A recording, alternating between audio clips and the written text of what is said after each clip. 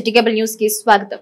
జిల్లాలో గృహ నిర్మాణంలో పురోగతి లేకుంటే ఉపేక్షించేది లేదని, బాధ్యులైన వారిని సస్పెండ్ చేయక తప్పదని జిల్లా కలెక్టర్ డీకే బాలాజీ అధికారులను హెచ్చరించారు.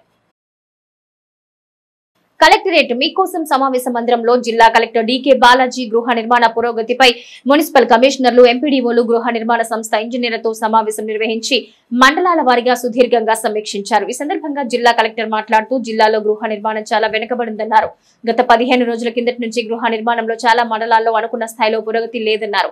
ఈ నెల 13వ తేదీన సమీక్షించినప్పుడు 910 గృహాలు పూర్తి చేయాలన్నది లక్ష్యంగా పెట్టుకున్నప్పటికీ కేవలం 412 గృహాలు మాత్రమే పూర్తి చేశారన్నారు. మచిలీపట్నం, అవనిగడ్డ, కోడూరు, గన్నవరం, చల్లపల్లి, పెదపారుపూడి, కృతివెన్ను, మోపిదేవి, గుడివాడ, నాగాయలంక మండలాలు పురోగతిలో చాలా వెనుకబడ్డాయన్నారు. మరలా వచ్చే సమావేశం జూన్ నెల 13వ తేదీన నిర్వహిస్తామని, ఆ తేదీ నాటికి పనితీరు మార్చుకోకపోతే కింది స్థాయి నుంచి పై స్థాయి వరకు బాధ్యులైన అందరినీ సస్పెండ్ చేస్తామని జిల్లా కలెక్టర్ హెచ్చరించారు.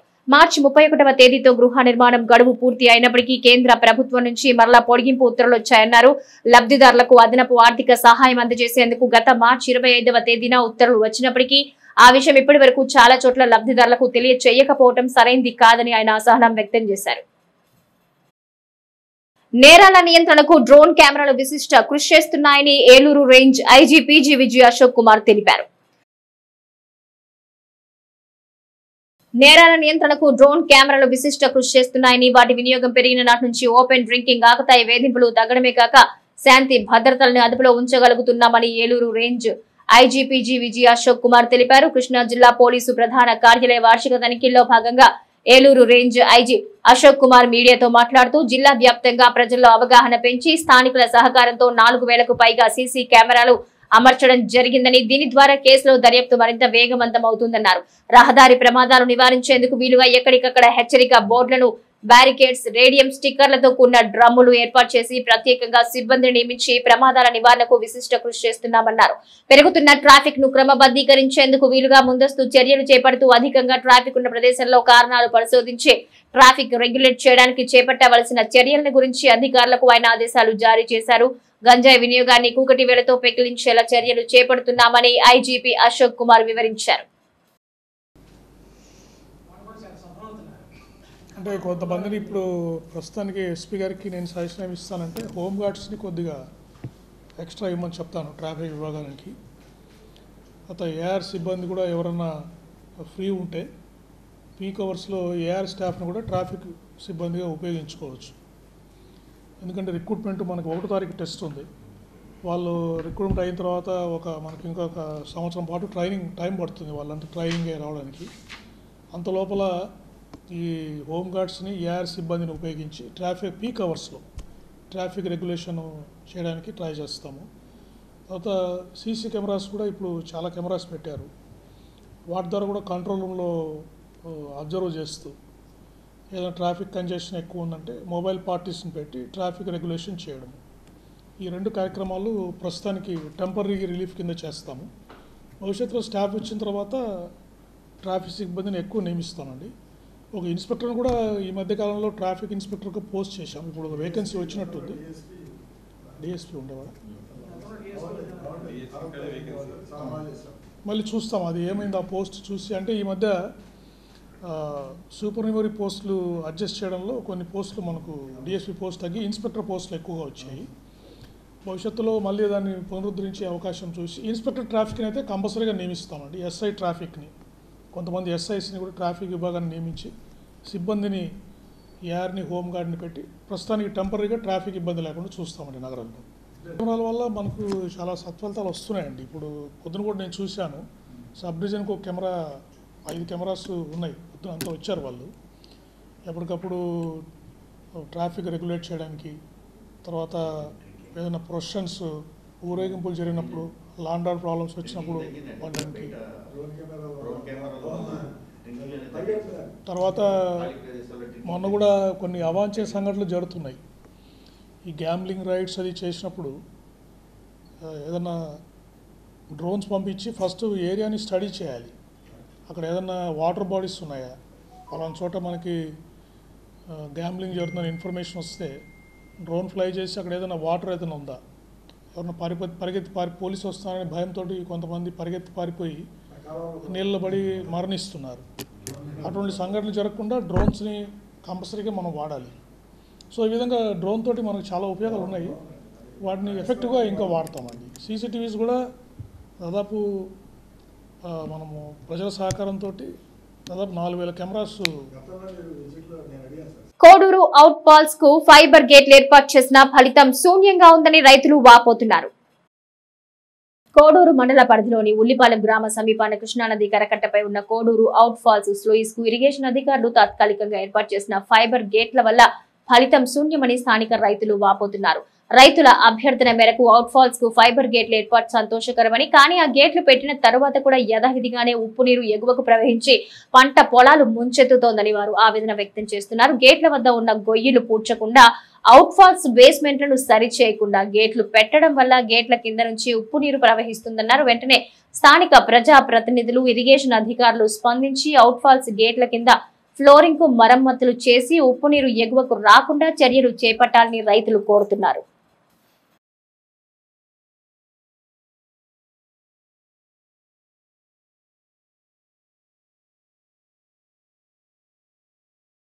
కోడూరు అవుట్ ఫాల్స్ స్లూయిస్ కింద రైతులు మేము.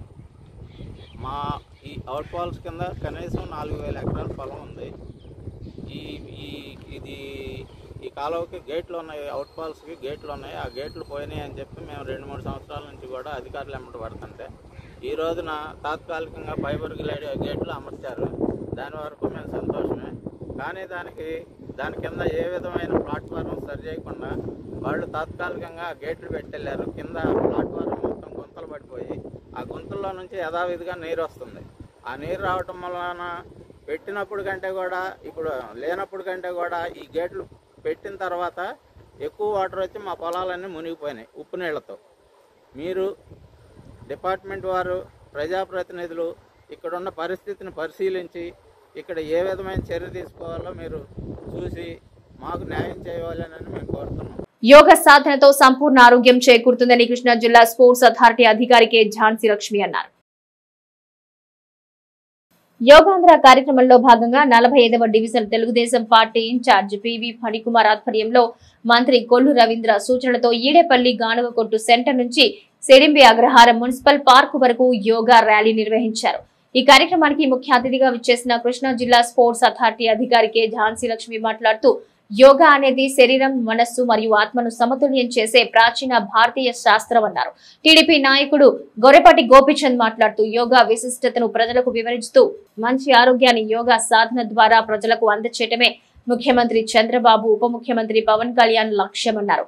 ఈ కార్యక్రమంలో 45వ division TDP incharge PV Phanikumar, party division అధ్యక్షుడు గంజాల రవికుమార్, కొనగళ్ల భానుప్రసాద్, మురాల నాగేంద్రరావు, మడిపల్లి శ్రీనివాస్, కొత్తగుండు రమేష్, యోగా మాస్టర్లు మద్దాల చింతయ్య, ముదిగొండ శాస్త్రి, సచివాలయ అడ్మిన్ షేక్ అల్లాబక్షు తదితరులు పాల్గొన్నారు. చంద్రబాబు నాయుడు గారు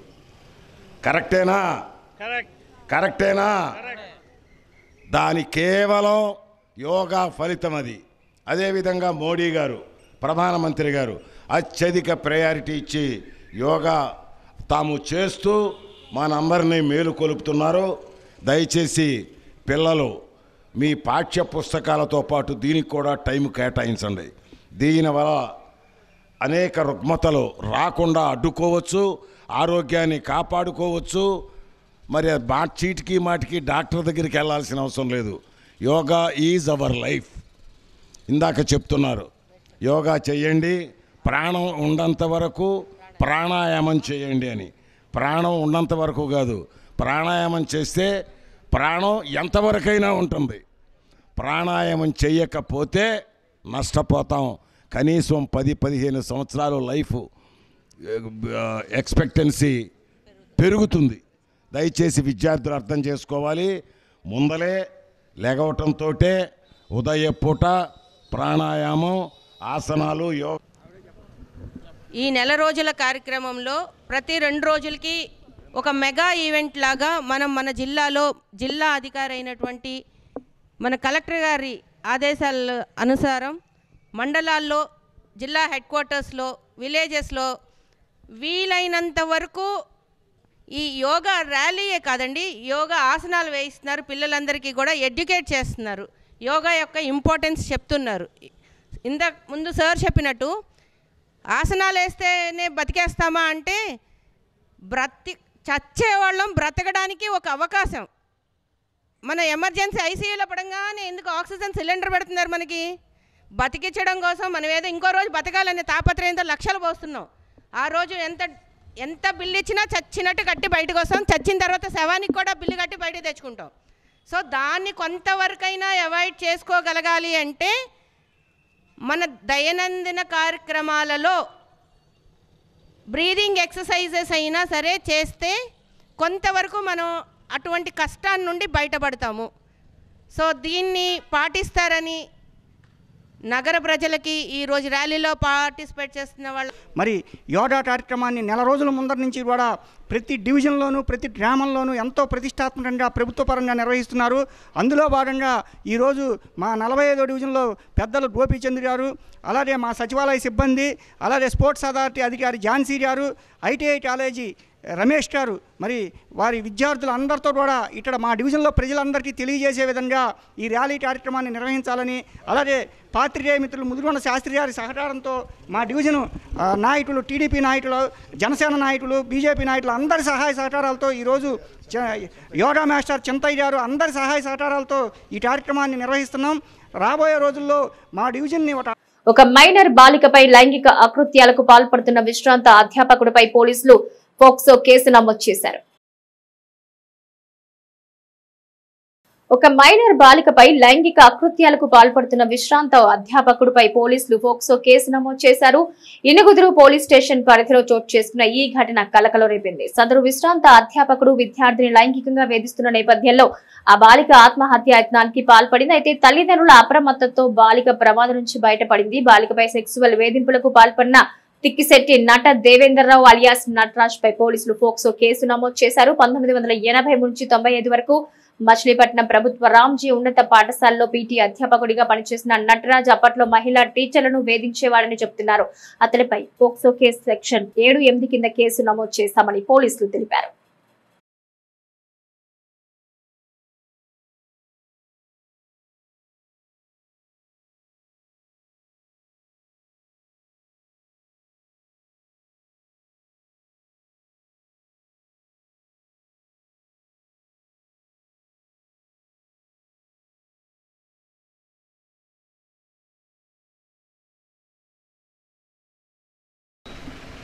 నమస్తే అండి, నా పేరు యుగంధర్ అండి. నేను పలానా నటరాజ్ మాస్టర్ గారి దగ్గర డబ్బులు తీసుకున్నాను, 20,000 తీసుకున్నాను. ఆయన వచ్చి మా అమ్మాయిని ఇబ్బంది పెడుతున్నారని తెలిసింది. మా అమ్మాయి 2-3 సార్లు చెప్పింది కానీ మేము నమ్మలేదు. అంత వయసులో ఆయన అలా చేయరు మాస్టర్ గారు అని చెప్పి ఆయన మీద గౌరవంతో మేమేమి నమ్మలేదు. తర్వాత ఎందుకు వచ్చింది, ఆడపిల్ల విషయం కదా అని చెప్పి నేను సీసీ కెమెరా ఫిట్ చేశాను ఇంట్లో. ఆ రోజు ఆయన వచ్చి వెళ్ళిన తర్వాత అమ్మాయి మళ్ళీ చెప్తే నేను ఫుటేజ్ చూస్తే దాంట్లో ఆయన అసభ్యకరంగా ప్రవర్తించినట్టు కనపడింది. దానివల్ల నేను 20వ తారీఖు వెళ్ళి నేను స్టేషన్లో కంప్లైంట్ ఇచ్చి ఆ వీడియో ఫుటేజ్ అన్ని ఇచ్చాను. ఎఫ్ఐఆర్ కట్టారు, కేసు కట్టారు. నాకు ఏదైనా న్యాయం జరగాలి, ఆయనకు శిక్ష పడాలి. ఆయన ఇదివరకు కూడా చాలామందితో అసభ్యకరంగా ప్రవర్తించి స్కూల్ టీచర్లతో కానీ, స్కూల్లో ఆడపిల్లలు కానీ, బయట కానీ, ఆయన చేసిన సొసైటీలో కానీ అన్ని చోట్ల ఆయనకి బ్యాడ్ నేమే ఉంది. తర్వాత ఎంక్వైరీలో తెలిసింది. దాన్ని బట్టి నాకు న్యాయం జరగాలండి. డబ్బులు అంతకుముందు తీసుకునేవి కట్టేశానండి. ఆయన రీసెంట్గా ఇదిగోండి మే 5వ తారీఖు నాకు 20,000 ఇచ్చారండి. 14వ తారీఖు 10,000 ఇచ్చారండి. నేను ఆయనకు వేసిన వడ్డీలండి ఇవి. ఆయన దగ్గర 20,000 తీసుకుంటే రోజుకి 1,000 రూపాయలు వడ్డీ వేయాలి. ఇదిగోండి 24వ తారీఖు 1,000 రూపాయలు వడ్డీ వేసా, 20వ తారీఖు 1,000 రూపాయలు వడ్డీ వేసా. మళ్ళీ ఆయన నాకు అక్కడికి వడ్డీలు క్లియర్ అయిన తర్వాత మళ్ళీ 5వ తారీఖు 20,000 ఇచ్చారు. మళ్ళీ 14వ తారీఖు 10,000 ఇచ్చారు. ఈ డబ్బుల కోసమే ఆయన ఇంటికి వచ్చారు. పోలీస్ స్టేషన్లో కేసు పెట్టామండి. 20వ తారీఖు పెట్టాం కేసు. ఆ రోజు ఎఫ్ఐఆర్ కట్టారు సిఐ గారు. ఆయనకి జరిగిందంతా చెప్పాను, వీడియో ఫుటేజ్ కూడా ఇచ్చాను. ఆయన యాక్షన్ తీసుకుంటా అన్నారు. కాకుండా బెయిలబుల్, నాన్ బెయిలబుల్ ఉందండి. బెయిలబుల్ బిలో 7 years ఏది కూడా మేము ప్రొడ్యూస్ చేయడానికి లేదు. దానికి చెక్ లిస్ట్ మనం హ్యాండ్ ఓవర్ చేసి మనం రిమాండ్ పెట్టాలి. రిమాండ్ పెట్టిన తర్వాత కూడా మేజిస్ట్రేట్ గారు కూడా అది యాక్సెప్ట్ చేయాలి. యాక్సెప్ట్ చేస్తేనే రిమాండ్ అవుతుంది. బిలో 7 years మేము ఏది కూడా మేము రిమాండ్ పెట్టడానికి లేదు. ఒకవేళ ఎవరైనా దొంగలు కానీ వేరే కానీ ఉంటే మాత్రం మేము చెక్ లిస్ట్ రాసి ప్రీవియస్ కన్వెక్టెడ్ కానీ ఉంటే కంపల్సరీ అది రాస్తేనే మెజిస్ట్రేట్ గారు కన్సిడర్ చేస్తారు. లేదంటే మాకు కూడా నోటీస్ ఇస్తారు. బిలో 7 years మేము రిమాండ్ పెట్టాం అనుకో మాకు కూడా నోటీస్ ఇస్తారు. లేవండి, ప్రస్తుతానికైతే ఇదే ఫస్ట్ కేసు అండి. సెక్షన్లు ఉంటాయండి, అందులో సెక్షన్ 4 ఉంది, 6 ఉంది, 8 and 7 ఉంది, 11, 12 ఉంది, 7 and 8 పెట్టామండి. 7 and 8 పెట్టడం కాదు, యాక్చువల్గా 7 and 8 అప్లికబుల్ అండి. వాళ్ళు చేసిన నేరానికి 7 and 8 అప్లికబుల్. వాళ్ళు ఏదైతే వీడియో ఉందో, ఏదైతే వాళ్ళు చేసింది అఫెన్స్ ఉందో, సాక్ష్యాలు కంప్లైంట్ ఇచ్చిన దాన్ని బట్టి అది సెక్షన్ 7 and 8 వస్తుంది కాబట్టి అదే సెక్షన్ అప్లై చేస్తాం. Thank you. Chilakalapudi CWC godowns వద్ద ఉన్న శ్రీ అభయాంజనేయ స్వామి దేవాలయం హనుమత్ జయంతి మహోత్సవాలు వైభవంగా కొనసాగుతున్నాయి. చిలకలపూడి సిడబ్ల్యూసి గోడౌన్స్ వద్ద ఉన్న శ్రీ అభయాంజనేయ స్వామి దేవాలయం హనుమత్ జయంతి మహోత్సవాలు వైభవంగా కొనసాగుతున్నాయి.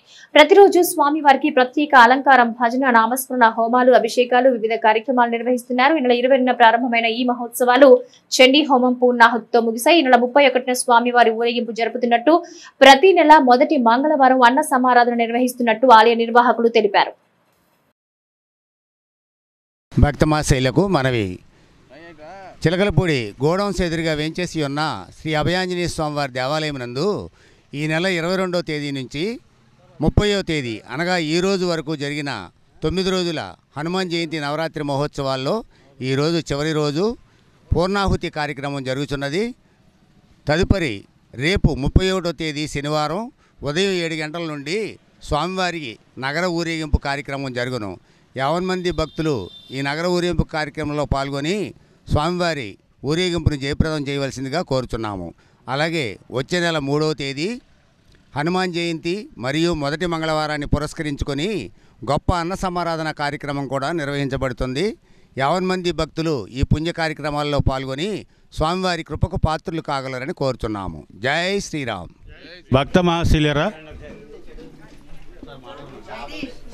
భక్త మహాశీలరా, చిలకలపూడి గోడౌన్స్ దగ్గర వెలిచేసినటువంటి శ్రీ అభయాంజనేయ స్వామి వారు హనుమత్ జయంతి నవరాత్రులు ముగించుకొని ఈరోజు 9వ రోజు స్వామివారికి మహాపూర్ణావతి కార్యక్రమం జరుగుతుంది.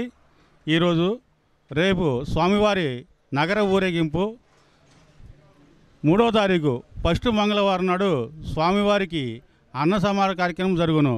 భక్తులందరూ విచ్చేసి ఈ కార్యక్రమాన్ని 9 రోజులు దిగ్విజయంగా పూర్తి చేసినందుకు భక్తులందరికీ ఈ కమిటీ వారు కృతజ్ఞతలు చెప్తున్నారు. అలాగే రేపు 3వ తారీఖు మంగళవారం నాడు అన్న సమారాధన కార్యక్రమం ఉంది. భక్తులందరూ విచ్చేసి ఈ అన్న సమారాధన కార్యక్రమాన్ని జయప్రదం చేయవలసిందిగా కోరుతున్నాను. ఇండియన్ రెడ్ క్రాస్ ఆధ్వర్యంలో పెడన పట్టణంలో మండల అధికారుల సహకారంతో రక్తదాన శిబిరాన్ని నిర్వహించారు. ఇండియన్ రెడ్ క్రాస్ ఆధ్వర్యంలో పెడన పట్టణంలో ఎంపీడీఓ కార్యాలయంలో మండల అధికారుల సహకారంతో రక్తదాన శిబిరాన్ని ఏర్పాటు చేశారు. తహసీల్దార్ కె అనిల్ కుమార్ శిబిరాన్ని ప్రారంభించారు. ఈ సందర్భంగా ఆయన మాట్లాడుతూ రక్తదానం చేయడం వల్ల పలువురు ప్రాణాలు నిలబెట్టిన వారు అవుతారని పేర్కొన్నారు. ఇండియన్ రెడ్ క్రాస్ జిల్లా కార్యదర్శి బి శంకర్నాథ్ మాట్లాడుతూ ప్రతి ఒక్కరు కూడా 4 నెలలకు ఒకసారి రక్తదానం చేయడం వల్ల వారి రక్తం శుద్ధి చేయబడుతుందన్నారు. ఈ కార్యక్రమంలో ఎంఈఓ హరినాథ్, ఎంపీడీఓ కార్యాలయం AO Sirisha, Pedana circle inspector K Nagendra Prasad, Red Cross doctor Sivaprasad తదితరులు పాల్గొన్నారు. బీజేపీ ఆధ్వర్యంలో పెడనలో రాజమాత అహల్యాబాయి హల్కరే 300వ జయంతి కార్యక్రమం ఘనంగా నిర్వహించారు. అహల్యాబాయి హల్కర్ హిందూ ధర్మ పరిరక్షణ కోసం ఎంతగానో పరితపించి దాడుల్లో ధ్వంసమైన పలు ప్రసిద్ధి ఆలయాలను కోట్లాది రూపాయలు వెచ్చించి పునరుద్ధరించారని బీజేపీ నాయకులు పేర్కొన్నారు. భారతీయ జనతా పార్టీ ఇచ్చిన పిలుపు మేరకు కృష్ణా జిల్లా బీజేపీ ఆధ్వర్యంలో పెడన పట్టణంలో వాసవి ప్రార్థనా మందిరంలో రాజమాత పవిత్రమూర్తి అహల్యాబాయి హల్కరే 300వ జయంతి కార్యక్రమం నిర్వహించారు. జిల్లా బీజేపీ కార్యదర్శి పుప్పాల రామాంజనేయులు అధ్యక్షతన జరిగిన సభలో బీజేపీ నాయకులు మాట్లాడుతూ దేశ సాంస్కృతిక చైతన్యం, ఆధ్యాత్మిక పరంపర పునరుద్యోగం చేయడానికి హాల్కర్ విశేష కృషి జరిపారని పేర్కొన్నారు. హిందూ ధర్మ పరిరక్షణ కోసం హాల్కర్ ఎనలేని కృషి జరిపారని వారు ప్రశంసించారు. బీజేపీ రాష్ట్ర నాయకులు జూపూడి రంగరాజు, ప్రతిపాటి రమణ, కొల్లూరి రాధాకృష్ణ, గుప్తా, మామిడి లక్ష్మీనారాయణ, పంతం గజేంద్ర, సూర్యగాంధీ, తుంగళ మురళి, శనక్కాయల లీలాకుమారి, అంగడాల సతీష్, మట్ట ఝాన్సీ, కొఠారి మురళి తదితరులు ఈ కార్యక్రమంలో పాల్గొన్నారు. సిటీ కేబుల్ న్యూస్ సమాప్తం.